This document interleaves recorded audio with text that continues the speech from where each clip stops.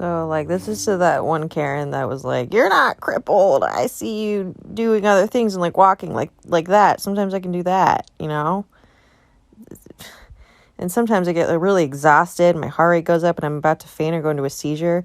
And then I'm like, oh, I can use my cane because my joints are dislocating. And then sometimes I'm like, oh, I could use that one to slam your head in. But no, we don't want to do that. Sometimes my joints are just really giving out, man. So, fuck, I got to go to my wheelchair. And then here I am in my wheelchair. And then a new symptom overrides me and I just can't control my fingers and... Fuck you, Karens. All the... So when I was 4 years old, I had surgery to correct my urethral reflux. When I was 4, the incisions that they made for this surgery looked exactly like a cesarean incision. Now let's fast forward a couple years. I have had horrendous stomach issues for years, and I was trying to get it checked out. My doctor recommended a certain procedure, and so I go in for said procedure. The nurse who is checking me in asks me if I've ever had a baby because she sees the scar. I say no. She goes, oh, so you've never had a baby? I say no. So you've never given birth? And I go, no. She looks at my mom. She looks back at me. And then she's like, okay. She then goes to give me an IV in my hand and she misses horrendously. She's digging in my hand so much that I pass out. The minute I wake up, she asks me once more if I have ever had a baby. I say, no. I told her about the urethral reflux thing too. She just did not believe me. And she was willing to hurt me to see if I would tell the truth when I already was telling the truth. Hey guys, so I'm going to be changing my feeding tube plaster. So at the moment it's got beautiful written on it. You can't really see it because it's back to front, but it's got beautiful written on it. And I'm going to be changing it to this one, which is Simba from the Lion King. So we just...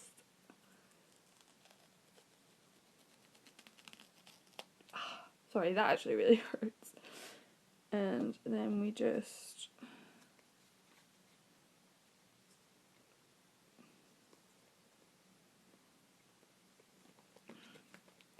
if we can ever get it open. There we go.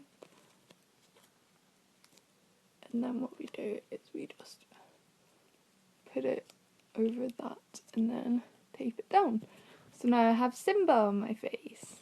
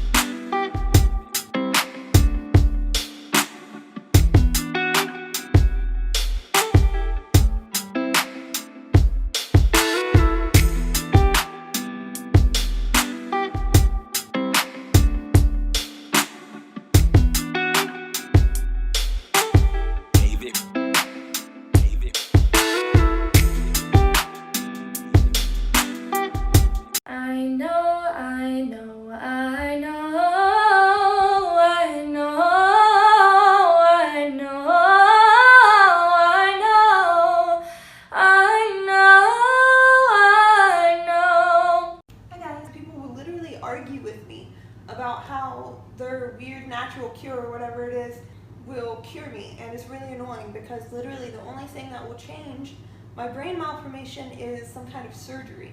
You wouldn't see somebody that had like a malformed hand, right? Like let's just say they're missing fingers, maybe their hand's just really not right.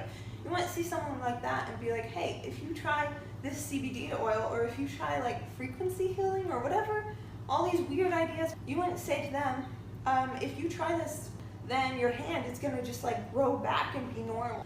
But for some reason, since it's inside my head and you can't see it, you don't seem to understand that structurally wrong things don't just fix themselves with the right medication. I've had this my entire life, and I know so much more about it than you. I can promise you, unless you have the same condition or you're like a neurologist or something, I really just don't want to hear your opinion on how I can fix Welcome to another Q&A about my Tourette syndrome. Is my Tourette's permanent? Well, we don't know. Usually, children grow out of it when they hit puberty, but because I developed it when I was 17, it could go either way. Woohoo! Woo! Do I get to choose what my tics are? No, I don't, but they do change slowly over time. I've sounded like a woohoo phone notification for about 2 years now.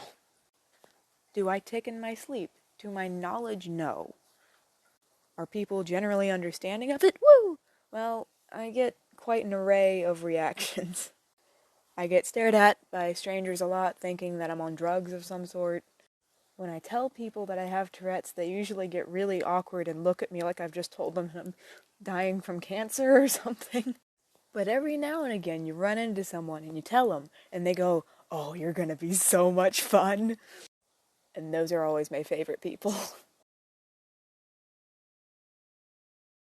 Hey everyone, Dr. Mitchell here. I wanted to talk about a very important concept for all of you out there struggling with chronic illness, autoimmune disease, fibromyalgia, whatever else, and that is the people in your life. The people in your life. A few years ago, I was at a Sjogren's walk presenting on fatigue with 2 other doctors, and after I got done speaking, a woman approached me and told me she was in remission. I said, "That's freaking awesome. What did you do? What's the secret sauce?" She said, "I kicked my asshole boyfriend out of my apartment. I kicked a toxic person out of my life." This is very profound. Toxic people in your life, chronic immune activation, chronic dysregulation of your HPA axis. This can perpetuate inflammatory disease and chronic illness. You have the right to say no. You have autonomy. You can have whoever you want in your life. It's okay for you to tell people to screw off. Pay attention to this. It could be really profound, and it could be a variable that you're not paying attention to.